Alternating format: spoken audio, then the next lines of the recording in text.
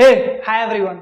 Welcome to my channel Aestheto Lovers. Today in this video we have discussed about a very powerful, very important topic, that is the topic of revision. आज हम इस video में जिस topic के बारे में बात करने जा रहे हैं बहुत इंपॉर्टेंट टॉपिक है, किसी भी एग्जामिनेशन पॉइंट ऑफ व्यू से टॉपिक है रिवीजन। किस तरीके से हम रिवीजन कर सकते हैं, किस तरीके से हम चीज को रिवाइज कर सकते हैं, किस तरीके से चीज को हम रिकॉल कर सकते हैं, किस तरीके से चीज को हम रिटेन कर सकते हैं कि एग्जाम के टाइम में हम बेस्ट परफॉर्मेंस दे सके, टाइम बचा सके, श्योर शॉर्ट आंसर टिक कर सके और सिलेक्ट हो सके। मैंने एक स्टेटमेंट खुद से तैयार किया है about revision. The statement is that revision is a catalyst which enhance the rate of selection. बहुत सारे फ्रेंड्स को पता होगा कि कैटलिस्ट का मतलब होता है उत्प्रेरक। तो रिवीजन एक कैटलिस्ट की तरह काम करता है किसी भी कॉम्पिटिटिव एग्जामिनेशन में सिलेक्शन के रेट को इंक्रीज करने में। अब बात आती है कि हमें रिवीजन करना क्यों है। इसलिए कि हम आंसर को सही टिक कर सके, चीज को रिटेन कर सके, पूरा सिलेबस को याद कर सके और एग्जाम में कॉम्पिटिटिव एग्जाम में सिलेक्शन ले सके। दूसरा चीज हमको रिवीजन करना क्यों, क्योंकि हम चीजों को भूलते हैं, हमें भूलना नहीं है, याद रखना है, रिटेन करके रखना है। तो अगर हमें ये पता चल जाए कि हम चीज को क्यों भूलते हैं, कैसे भूलते हैं, कितने दिन में भूलते हैं, तो हम बढ़िया परफॉर्म कर सकते हैं रिविजन में। तो आज हम जिस टॉपिक के बारे में बात करने जा रहे हैं टॉपिक है फॉरगॉटन कर्व के बारे में। क्या है फॉरगॉटन कर्व, किसने दिया है फॉरगॉटन कर्व?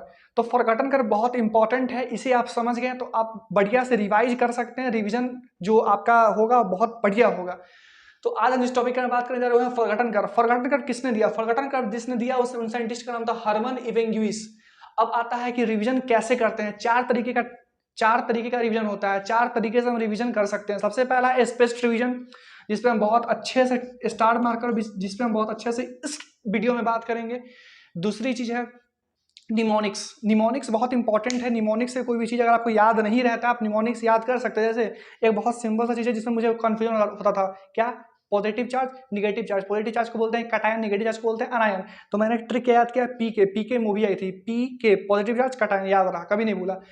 डीएनए का एक स्ट्रक्चर होता है जिसमें एक बेस होता है जो थाइमाइन, वो डबल हाइड्रोजन बॉन्ड से जुड़ा होता है। मुझे कंफ्यूजन होता था कि डबल या ट्रिपल। मैंने याद किया ट्रिक, सोनू की T2 की स्वीटी जो मूवी आई थी, तो मैंने याद आया सोनू की T2 यानी thymine double hydrogen bond.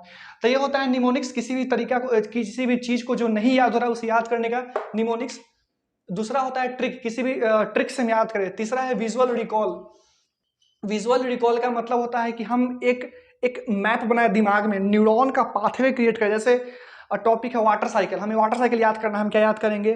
Sunlight आया वाटर के सरफेस पे, इवोपरेशन हुआ, कंडेंसेशन हुआ, प्रिसिपिटेशन हुआ, फिर रिपीट हुआ साइकिल। तो ये हम आंख बंद करके विजुअलाइज कर रहे हैं, एक न्यूरॉन को क्रिएट कर रहे हैं। जो तरीका है विजुअल रिकॉल का, सबसे इंपॉर्टेंट तरीका जिस पे हम बात करने जा रहे हैं वो है स्पेस्ड रिवीजन। क्या है स्पेस्ड रिवीजन, देखते हैं। तो फॉरगॉटन कर्व जो साइंटिस्ट ने दिया उनका नाम था हर्मन इवेंग्यूइस। इन्होंने बताया, एक ग्राफ बताया, ग्राफ के अनुसार इन्होंने समझाया। इधर डे लिखा इन्होंने, इधर लिखा मेमोरी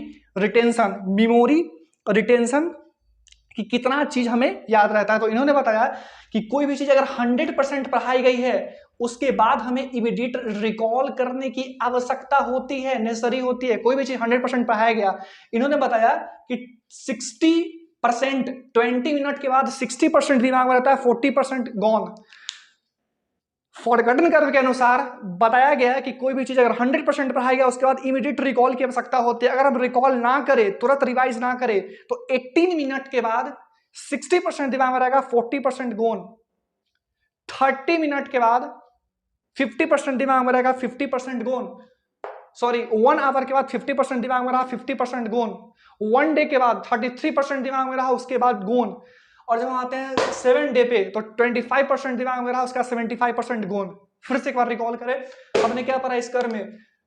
20 मिनट के बाद 60% दिमाग में रहेगा, 40% गॉन। हमने क्या पढ़ा? 1 आवर के बाद 50% दिमाग में रहा, 50% गॉन। हमने क्या पढ़ा? 1 डे के बाद 33% दिमाग में रहा, उसके बाद गॉन। 7th डे या 6th डे 25% दिमाग में रहा, 75% गॉन। हम इस कर्व को समझ गए। अब हमें क्या करना है? हमें पता चल गया कि फॉरगॉटन कर्व इस तरीके से डिक्रीज करता हुआ आता है। 5th या 6th डे पे सिर्फ 25% हमें रिकॉल रहता है, याद रहता है। हमने ये ग्राफ को समझ लिया।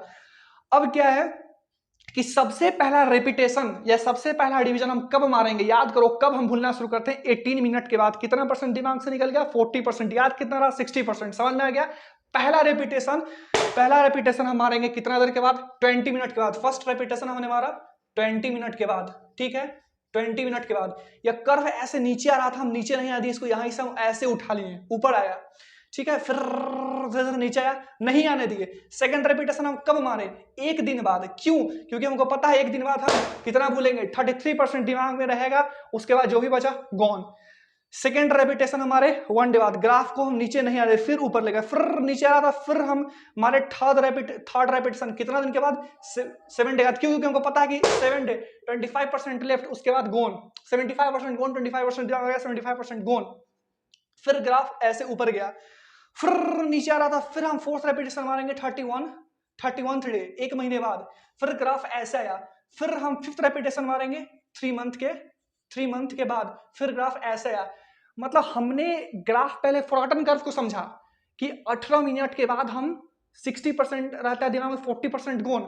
एक घंटे के बाद 50% रहेगा, 50% गोन।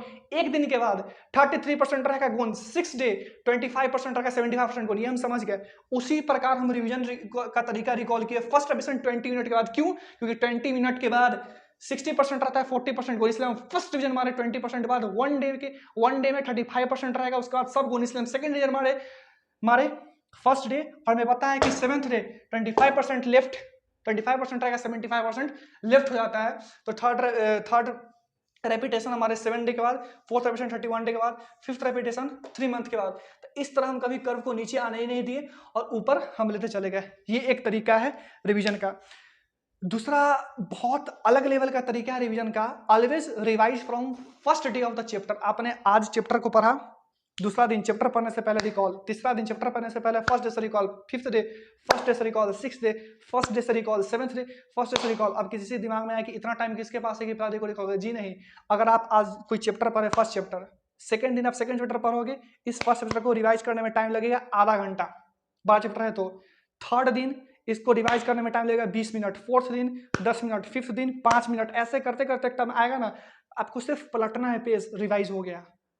ये तरीका है always revise from first day of your chapter या first day of your class. पहला दिन जो पढ़ा उसको रिवाइज किया। तो ये था हमारा फॉरगॉटन कर्व, इसलिए हमें समझ लिया। फिर से रिकॉल कर फॉरगॉटन कर्व क्या, फॉरगॉटन कर्व हमने क्या पढ़ा, 20 मिनट के बाद रिकॉल, 20 मिनट के बाद 60% याद, 40% गॉन। एक घंटे के बाद 50% याद, 50% गॉन। 1 डे 33% याद, बाकी गॉन। 6 डे 75% गॉन, 23% सिर्फ रिटर्न। उसी प्रकार हमने रिवीजन का तरीका बना, फर्स्ट रेपिटेशन 20 मिनट बाद, सेकंड रेपिटेशन 1 डे बाद, थर्ड रेपिटेशन 7th डे के बाद, फोर्थ रेपिटेशन 31 डे के बाद, फिफ्थ रेपिटेशन 3 मंथ के बाद। तो ये हमारा टॉपिक था रिवीजन को फिर से क्या बोलेंगे, catalyst which enhance the rate of selection. तो रिवीजन बहुत इंपॉर्टेंट है, रिवाइज करते रहें, टॉपिक को स्ट्रॉन्ग करें। रिवीजन बेस्ट तरीका है किसी एग्जाम में सिलेक्शन होने का। अगर आपको वीडियो अच्छा लगा हो, लाइक करें, सब्सक्राइब करें, शेयर करें और ढेर सारा प्यार दें। मिलते हैं नेक्स्ट वीडियो में, तब तक के लिए सेफ रहें, अच्छे से रहें, बाय।